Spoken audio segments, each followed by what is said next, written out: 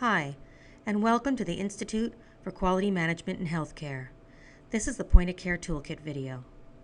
As many of you are aware, the use of point of care has grown substantially in hospitals over the last decade. I'm going to show you how this point of care toolkit can help save you time and improve the outcome of your point of care assessments. This tool is useful for anyone who is involved with point of care at their facility. It can help prepare for a gap analysis, an internal audit, or in preparing for an external audit. If you're an assessor for your facility and you'll be auditing point of care, or you're an IQMH assessor who will be assigned point of care on their next assessment, you may also find this tool useful.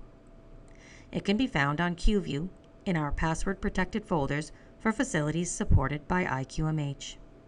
Follow the file path, General Accreditation, Educational Material, Master Point of Care Assessment Tool.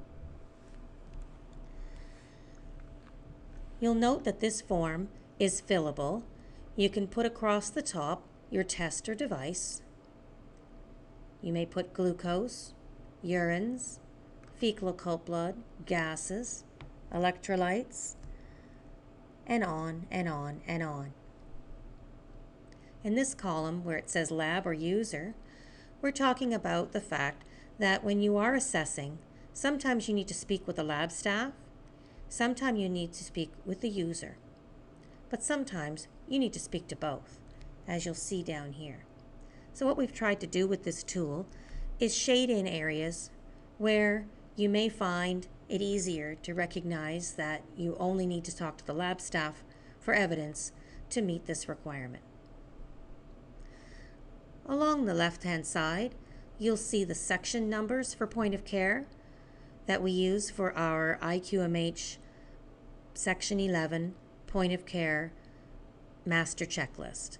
11A, B, and you'll see as we go down where there's a few things that are actually quite specific, and we've noted those numbers along here.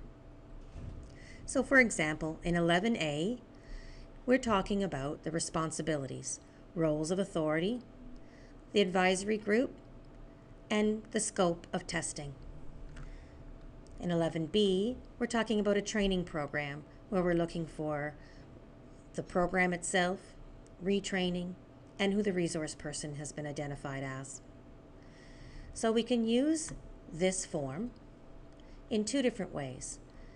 I may want to assess horizontally, where I talk about responsibilities with the lab staff, and I talk about each area of point of care in turn, and I can fill it in that way. But I also might want to use this form vertically, where I'm talking with a user who is talking to me specifically about glucose meters or specifically about urines, and I may want to go through and check off the things that they tell me specifically about that area.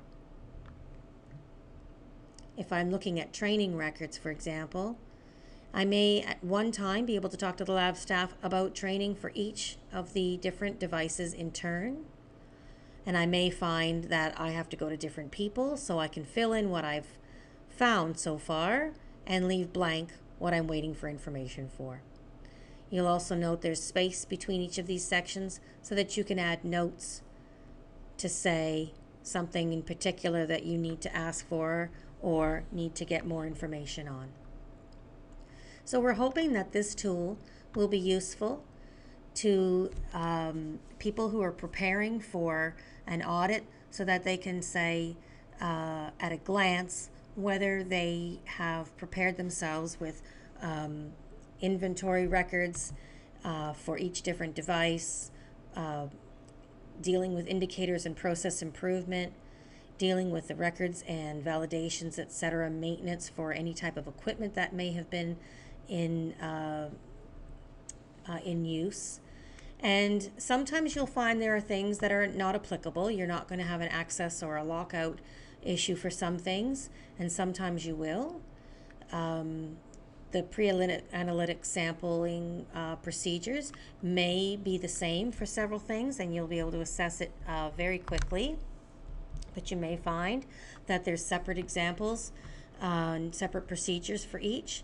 So you can fill it in as you go, and again, make notes of things that you may be looking for in more detail.